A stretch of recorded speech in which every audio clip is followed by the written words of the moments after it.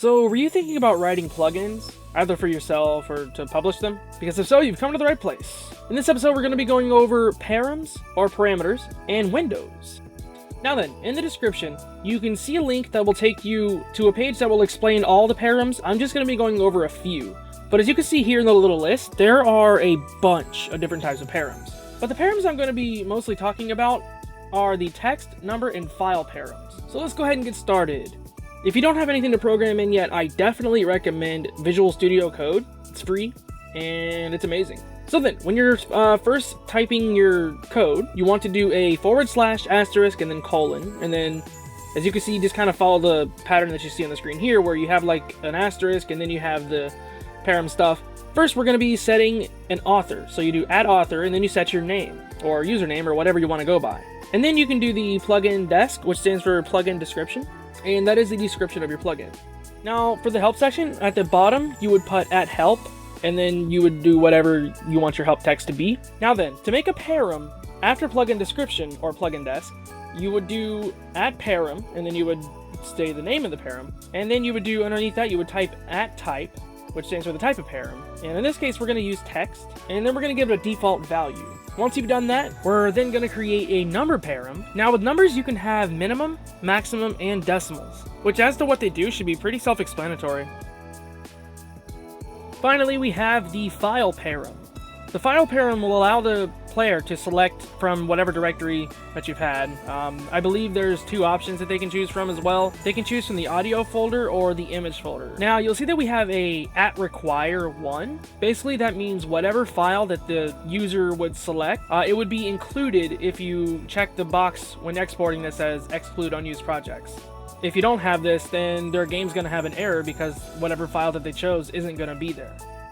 Now, this part might look a little bit confusing, but it's needed so that nobody can, like, modify your code from another source easily or something, or it at least makes it harder to do. So what we're going to do is we're going to type in between parentheses, we're going to type function, and then 2 parentheses again, and then in between curly braces is where our code's going to go. So make a curly brace, go a couple lines down, and close off the curly brace for the other direction. Close off the parenthesis, and then do 2 more parentheses, and then semicolon, I believe, isn't necessary, but I usually type it anyways. Now we can get started with actually reading the params that the user sets. So to get started, what we're going to do is we're going to type var, standing for variable, and then we're going to type params equals plugin manager.parameters, and in between parentheses and quotes, you need to type the name of your file name without the .js part. Capital letters mean everything in programming, by the way, 90% of the time.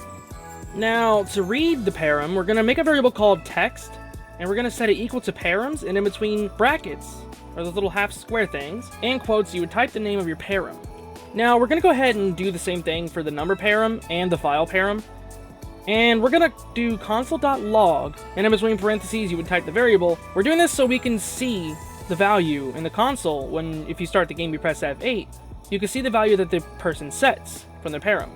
Now that we know it works, we're going to display it in a window on the Mac. Okay, so I know this looks like a lot, but I'm going to be going over every single bit of it. First, we want to create a variable called LH, and that's going to stand for line height. It's going to be used so that we can size our window properly.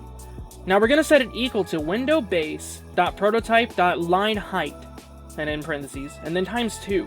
Next, we're going to create a function called myWindow.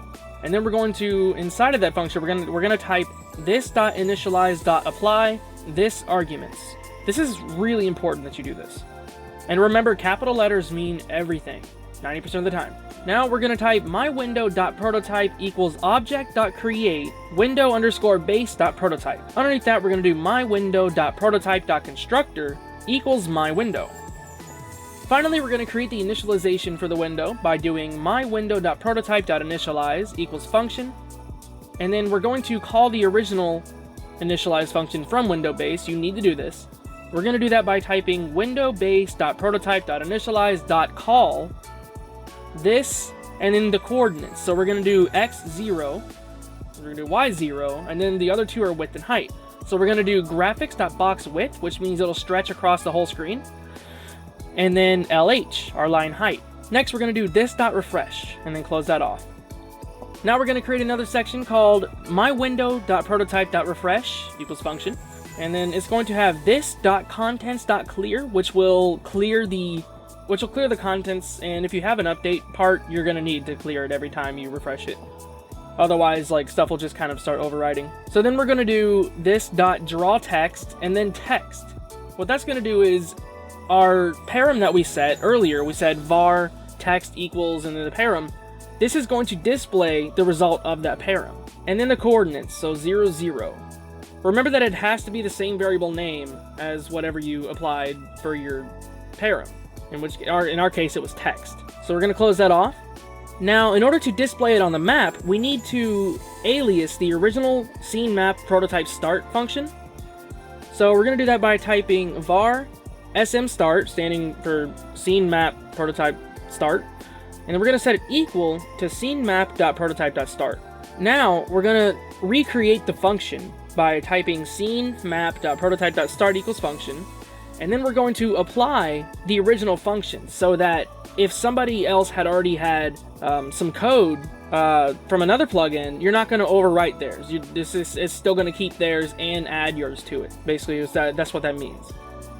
So we're going to do smStart.apply this argument. And underneath that, we're going to create a variable for scene map called myWindow. We're going to do that by typing this.myWindow equals new myWindow. Then we're going to type this.addChild and then this.myWindow. And then close it off. Once you've done that, you will see that it is now in the game. So now that you've gotten this far, go ahead and kind of get creative with what you just learned. And feel free to upload it on YouTube and post what you've created in the comments below. Bye, guys!